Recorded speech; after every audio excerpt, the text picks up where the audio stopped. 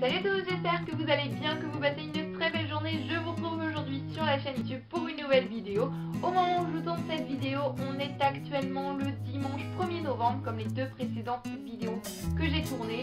Aujourd'hui j'ai le temps, je me pose, je vous fais un marathon de vidéos, si on peut appeler ça comme ça. C'est pour ça que j'ai la même tenue, la même coiffure, la même tête ou quoi que ce soit. Excusez-moi pour ça. On est le 1er novembre, ce qui veut dire qu'hier on était le 31 octobre. Oui, logique jusque là. Donc la fin du mois, ce qui veut dire que je suis allée rendre mes livres à la bibliothèque et j'ai fait le plein de nouveaux livres pour le mois de novembre, bien évidemment. Il est donc temps pour moi de vous présenter tous les livres que j'ai empruntés et dans lesquels je vais piocher mes lectures pour le mois de novembre. C'est assez étrange puisque j'ai l'impression que mes goûts littéraires sont en train de changer en ce moment. Je ne sais pas, en ce moment j'emprunte vraiment beaucoup de romans pour adultes, très peu de jeunesse et pas de young adulte. Voilà, là j'ai emprunté que 2 romans jeunesse et pas du tout de romans young adulte. Donc voilà, il y a des périodes comme ça. Le mot d'ordre pour le mois de novembre était d'emprunter les livres le plus fins possible. Dans la liste de livres que j'ai envie d'emprunter, j'ai pris ceux qui étaient le plus fins. De toute manière, ils me font tous envie. Il aurait fallu que je les lise à un moment ou à un autre. Mais au mois d'octobre, je n'ai pu lire que 5 livres puisque je suis vraiment débordée, comme je vous disais, à la fac en ce moment, avec les examens, les dossiers à rendre, les exposés à préparer. Donc voilà, j'ai pas envie encore une fois d'être frustrée, de pas pouvoir lire ou quoi que ce soit, et j'ai vraiment envie de pouvoir vous faire des revues également puisque c'est une chose qui me fait plaisir, c'est une chose que j'aime faire. Donc j'ai choisi d'emprunter les livres le plus fin possible, même si bien évidemment j'ai craqué. Comme d'habitude, j'étais partie pour emprunter que 6 livres, mais je ressors avec 17-18. Il faut pas chercher, je pense que c'est maladif chez moi, c'est habituel, mais bon, je me dis que c'est la bibliothèque, je paye un abonnement. Ce n'est pas comme si j'étais en librairie, puisque dans ce cas-là, je pense que ma carte bancaire crierait au secours. Mais voilà, il y a quelques exceptions, puisque des livres me faisaient très envie et n'étaient pas forcément très fins. Enfin bref, on va arrêter cette introduction qui doit être l'une des plus longues que j'ai jamais faites. Et on va commencer tout de suite avec les romans pour adultes. Et on commence avec une exception qui est De l'eau pour les éléphants de Sarah Gruen. Donc c'est paru aux éditions Le Livre de Poche. Il est tout de même assez épais. Mais voilà, je trouve que la couverture fait vraiment très automnale. Et j'avais vraiment envie de lire ce livre durant cette période de l'année. Le film De l'eau pour les éléphants avec Robert Pattinson est un film que j'aime juste énormément et je me suis dit qu'il serait peut-être temps que je découvre la réelle histoire. Je suis vraiment désolée, j'ai un petit peu de mal à parler aujourd'hui. Il était temps que je découvre la vraie histoire, que je découvre le livre et en plus j'en ai lu et entendu d'excellents avis, donc j'ai vraiment hâte de me plonger dans ce roman. On continue avec une exception qui est Regarde-moi de Sylvia Day, par 2 éditions J'ai lu. Donc voilà, encore une fois, il est assez épais, mais je sais que je vais le dévorer. C'est le 2e tome de la trilogie Crossfire. Je l'ai déjà emprunté récemment, mais finalement, je ne l'ai pas lu. Je me suis fait une relecture du 1er tome, donc c'est assez frais dans mon esprit cette fois-ci. On va suivre encore une fois les aventures d'Eva, il me semble qu'elle s'appelle, et Gideon Cross. C'est de la romance érotique, un 1er tome que j'ai juste adoré. Et j'ai hâte de lire la suite et de terminer cette trilogie puisque Sylvia Day a publié un tome 4, donc c'est une saga maintenant. Et elle a fait une autre trilogie érotique également que j'ai hâte de découvrir. Mais j'évite en ce moment de commencer des tas de sagas à la fois. J'essaye de avancer au moins ou terminer si possible, ce serait génial, les sagas que j'ai commencé. Et donc j'ai hâte de me plonger dans celui-ci. Cette fois-ci ce n'est pas une exception, un livre qui est assez fin, qui est écrit en très grand caractère. Il s'agit de Juste avant le bonheur de Agnès Ledigue. C'est paru aux éditions Gablier, donc édition spécialisée dans les grands caractères. Ce livre-là, j'en ai entendu d'excellents avis. Je ne sais absolument pas de quoi ça parle. Je sais que c'est un roman crève-cœur, que c'est un roman poignant, que c'est un roman qui vous prend au cœur, qui vous transporte. Et voilà, j'ai vraiment envie de découvrir ce livre sans trop en savoir. Et j'ai hâte de me plonger dedans, de me faire mon avis et de vous le partager. En plus, je trouve la couverture juste ultra mignonne. Voilà, ça me fait pas spécialement penser à l'automne ou quoi que ce soit, mais je craque. J'adore cette couverture. Encore un livre publié en grand caractère aux éditions À vue d'œil dans leur collection 18-19. Il s'agit du Poison d'amour d'Éric Emmanuel Schmitt. Donc ça rentre également dans ma résolution, si on peut dire, de lire plus de livres d'Eric Emmanuel Schmitt, qui est un auteur que j'aime énormément. Pour le moment, j'ai lu Oscar et la Dame Rose, L'Enfant de Noé, Odette Tout le Monde et autres nouvelles, et je continue mon challenge en lisant Le Poison d'amour si possible. Je ne sais encore une fois pas de quoi ça parle, c'est écrit vraiment énorme et en gras, mais j'ai hâte de découvrir ce livre. De toute manière, j'ai hâte de découvrir tous les livres que j'ai empruntés comme d'habitude. Un roman que je n'avais pas du tout prévu d'emprunter, mais il était sur le présentoir des nouvelles acquisitions et il me faisait vraiment de l'œil. En plus, c'est l'automne et voilà, quand le temps se rafraîchit dehors, j'ai vraiment beaucoup plus envie de lire du policier, du thriller, du détective. Et j'ai donc emprunté Le Monogramme de perles de Joséphine Tay, paru aux éditions 10-18. Ça se déroule en Angleterre, Écosse, je ne sais plus trop, en tous les cas, dans le Royaume-Uni. Donc rien que ça me faisait envie. La couverture me faisait envie, mais j'avais pas du tout compris que c'était un texte qui datait du XVIIe siècle. Mais bon, voilà, pourquoi pas. Peut-être que ça va le faire, peut-être que ça va pas le faire. C'est pas du tout le genre de livre que je lis habituellement, mais là, il me faisait vraiment de l'œil. Et parfois, lorsqu'on est attiré vers un livre comme ça, qu'on l'emprunte sans trop de raison, sans que ce soit prévu, un truc un petit peu impulsif, on peut faire de super découvertes.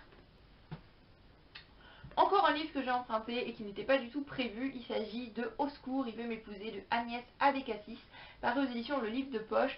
Donc je voulais emprunter To Be or Not To Be de Agnès Abécassis, mais il était trop gros. Voilà, là il est vraiment très fin et je me suis dit que la chiclite c'est le truc qui se lit sans prise de tête, qui se lit vraiment facilement.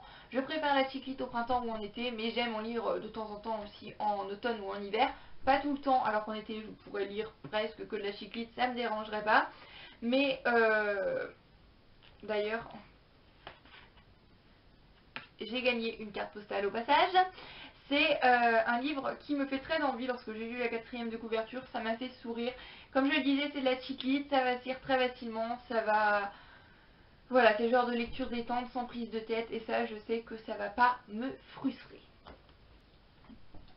Un livre dont j'ai entendu beaucoup de très bons avis. Il s'agit de La petite communiste qui ne souriait jamais, c'est de Lola Lafont et c'est paru aux éditions Actes Sud. Alors j'adore le format de ce livre que je trouve plus rétréci, plus long que large, comparé au format habituel, et il me fait vraiment très envie. Ça a l'air d'être un livre vraiment très poignant, très touchant. Je ne sais pas si c'est une histoire vraie ou non. Il me semble que ça retrace l'histoire d'une gymnaste en Roumanie durant la guerre froide. Je ne suis pas du tout sûre de ce que j'avance, mais voilà, j'ai emprunté des livres dans lesquels j'ai vraiment envie de rentrer sans trop en savoir. Et on termine avec les romans pour adultes. On va terminer avec un témoignage, puisque j'ai vraiment très envie de me remettre au témoignage. Donc je me suis posée devant l'étagère de témoignages de la bibliothèque. Voilà, je les ai tous regardés, j'ai attendu qu'une illumination apparaisse, que quelque chose fasse tilt, on va dire. Et lorsque j'ai vu ce livre, voilà, il me faisait envie depuis tellement longtemps, j'ai emprunté Marion, 13 ans pour toujours de Nora Fraisse, paru aux éditions Calman Lévy, qui est un livre, un témoignage sur le harcèlement scolaire. Une mère qui va écrire l'expérience de sa fille qui a fini par se suicider. Je ne vous spoil rien, c'est écrit sur la 4e de couverture et puis on peut le deviner au titre.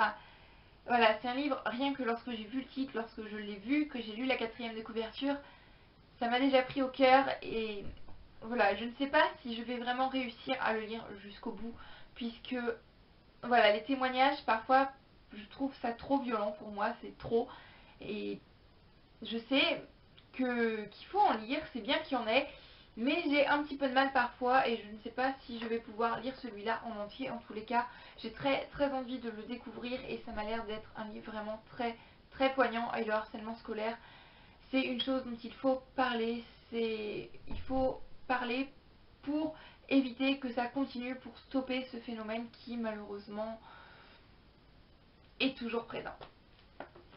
Je suis vraiment désolée, je ne sais pas ce qui se passe, j'ai un problème de parler aujourd'hui, de diction ou de je ne sais quoi, je n'arrive pas à trouver mes mots. On passe maintenant au roman jeunesse avec La bibliothécaire, écrit par Gudule. C'est paru aux éditions Livre de Poche Jeunesse dans leur collection Fantastique. Alors ce livre-là, je ne sais absolument pas de quoi il parle, mais j'en ai entendu d'excellents avis. Et j'ai entendu de très bons avis sur l'auteur Gudule également. Je n'ai lu aucun livre de cet auteur et je me suis dit que j'allais commencer avec celui-ci. Comme je le disais, j'ai vraiment envie de continuer et si possible de finir mes sagas, donc j'ai emprunté un tome 2. Il est assez épais mais je sais que ça se lit vraiment très facilement, c'est de la jeunesse, c'est écrit gros, des courts chapitres, ça va le faire. C'est Drôle de suspect, donc c'est le tome 2 des Sœurs Grimm, c'est de Michael Buckley. Ces objets livres sont juste magnifiques en hardback avec une tranche dorée là, je trouve ça juste sublime. Et c'est deux sœurs qui vont se retrouver dans le pays des contes, c'est un petit peu... Voilà, c'est une réécriture de contes où on retrouve tous les personnages, des contes qu'on connaît tous, le petit chaperon rouge, et il me semble qu'elles sont les petites enfants d'un personnage de conte, je ne vous dirai pas lequel, qui n'est pas forcément le plus gentil. Et j'avais vraiment beaucoup aimé le premier tome, et finalement j'avais un petit peu laissé traîner, un petit peu laissé tomber, et je me suis retrouvée devant, et je me suis dit, pourquoi pas continuer la saga. En plus, avec Noël qui arrive, c'est parfait. Je sais qu'on n'est que début novembre et que je parle déjà de Noël. On passe maintenant au manga et aux bandes dessinées avec un manga qu'il fallait absolument que je réemprunte et qu'il faut absolument que je lise durant le mois de novembre. Il s'agit de A Silent Voice, donc c'est de Yoshitoki Oima. C'est le tome 1, c'est paru aux éditions Kian Shonen. Et donc voilà, c'est un livre qui traite du harcèlement également, il me semble, de la sourdité. Deux thèmes qui me touchent énormément, sur lesquels j'ai toujours envie de lire, sur lesquels j'ai toujours envie d'apprendre, et voilà, que ce soit en film, en série télé ou en livre, il me tente juste énormément. Je pense que de toutes les bandes dessinées et mangas que j'ai emprunté, c'est celui qui me tente le plus. Ensuite, les 3 premiers tomes d'un manga qui me fait envie depuis très longtemps. Les mangas, c'est l'exception à la règle des je ne commence pas de nouvelles sagas, puisque je sais que je vais les lire vite. Donc c'est Blue Spring Ride. Donc il y a le tome 1, c'est de Iyo Sakisaka, le tome 1 paru chez Kana, le tome 2 et le tome 3. J'adore les objets livres, les couvertures, je trouve ça trop cute, je trouve ça trop mignon, j'adore les dessins. Voilà, et je ne sais absolument pas de quoi ça parle, il me semble donc que c'est une histoire d'amour, un shoujo. Mais je ne sais pas, et encore une fois j'ai vraiment envie de me plonger dedans sans trop en savoir. Ensuite j'ai emprunté la bande dessinée Alicic qui me faisait envie depuis très longtemps, donc le tome 1 automne par aux éditions Le Lombard. J'attendais l'automne pour me plonger dans cette bande dessinée, mais finalement j'aurais plutôt dû le prendre pour Halloween, mais bon c'est pas grave, ça va être très bien en automne aussi. Et là je viens de voir qu'il y a des fantômes en relief, je ne sais pas si vous allez pouvoir voir là. J'adore, je trouve ça juste super génial. C'est une fille, il me semble, qui va se retrouver dans un cimetière et découvrir qu'elle est morte. Et j'adore les dessins. Voilà, je trouve ça juste génial. L'objet livre est très beau, très bien fait. Lorsqu'on l'ouvre, j'ai des motifs baroques comme ça, j'aime vraiment énormément. J'ai pris beaucoup de bandes dessinées et de mangas puisque c'est des choses qui se lisent vraiment très facilement. J'ai réemprunté le premier tome de la saga ou trilogie, il me semble que c'est une trilogie. Elinor Jones de Al Jazeera et Aurore, c'est le tome 1, le bal d'hiver, séparé aux éditions Soleil dans leur collection Blackberry. Mais là, il faut absolument que je commence cette saga puisque elle me fait juste super envie. Et encore une fois, les planches sont juste magnifiques. Et ensuite, les 2 premiers tomes d'une bande dessinée sur laquelle je suis tombée un petit peu par hasard. J'étais en train de fouiller dans les bacs sans chercher quelque chose en particulier. Et je suis tombée là-dessus. Je me suis dit, c'est obligé que je les prenne. Voilà, les réécritures de contes, c'est une chose que j'aime énormément. Et lorsque j'ai vu cette bande dessinée, Fairy Quest, donc c'est de Jenkins, Huberto Ramos et Leonardo Olea, c'est paru aux éditions Glénat, donc il y a le tome 1 et le tome 2. Et la 4e de couverture ne nous dit pas grand chose, si ce n'est il était une fois à Bois des Contes, un monde enchanté où vivent tous les personnages des fables merveilleuses de l'enfance. Rien que cette première ligne, je prends la bande dessinée et je la lis puisque ça fait juste super envie. Et pour terminer, on va passer aux albums puisque ce mois-ci j'ai emprunté des albums alors que je n'en ai pas lu au mois d'octobre. Mais bon, le petit garçon avec qui je lis les albums Je vais le revoir au mois de novembre et je sais qu'il va me demander des livres, qu'il adore ça. Donc pour me faire plaisir et pour lui faire plaisir également, j'ai choisi 6 livres. Le premier, c'est un livre de Lane Smith, c'est paru aux éditions Gallimard Jeunesse et il m'a l'air super drôle. Il me semble que c'est un singe qui lit un livre et l'âne lui demande qu'est-ce que c'est un livre et il est tellement habitué aux nouvelles technologies, il va dire mais est-ce qu'on peut chatter avec, est-ce qu'on peut envoyer des textos ou quoi que ce soit. Donc voilà, je trouve ça super mignon, super drôle. Apparemment il l'a déjà lu, mais bon, moi je ne l'ai pas lu, donc je vais le lire parce que ça a l'air juste génial. La provision de bisous de Zou de Michel Gay, paru aux éditions École des loisirs. Là j'ai flashé sur ce petit zèbre parce que comment dire que ce petit zèbre il est juste trop mignon. En plus ça parle de bisous, donc ça me fait envie. Des zèbres, des bisous, c'est tout ce qu'il me faut. Là encore une fois cet album là ce n'était absolument pas prévu. Il s'agit de Petit renard se perd de Nicole Snitzellaert et Alicia Padron.